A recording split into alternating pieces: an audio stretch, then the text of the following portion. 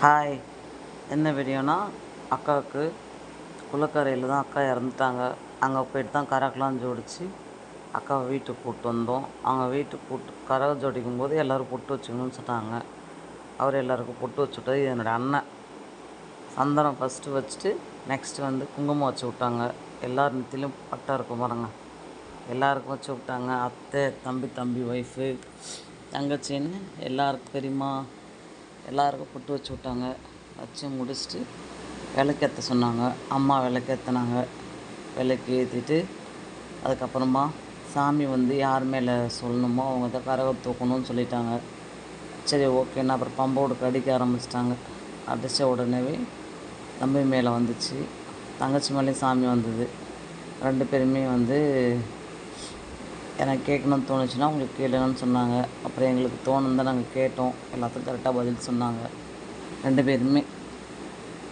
அதுக்கப்புறம் சரி ஓகேன்னு கரகம் யாரை தூக்கணும்னு சொல்லி தம்பி தூக்கணும்னு சொல்லிடுச்சு. சரி ஓகேன்னு தம்பி தலையில் தூக்கி வச்சா அவருக்கு சாமி வந்துக்கிட்டே இருந்தது. இருந்தாலும் தம்பியும் இன்னொரு தம்பியும் தங்கச்சி ஹஸ்பண்டும் என்ன பண்ணாங்க, அவங்க பிடிச்சிக்கிட்டாங்க. வீட்டுக்கு வர வரைக்கும் அவங்க தான் பிடிச்சிட்டு வந்தாங்க. சில விஷயம் நானே நம்ப மாட்டேன். ஆனால் இந்த சாமி கரகம் ஜோடித்து வீட்டுக்கு எடுத்துன்னு வர்றது, கொள்றதுலாம் பார்த்த உடனே எனக்கே ஒரு மாதிரி கஷ்டமாயிடுச்சு. எல்லாமே உண்மை தான்.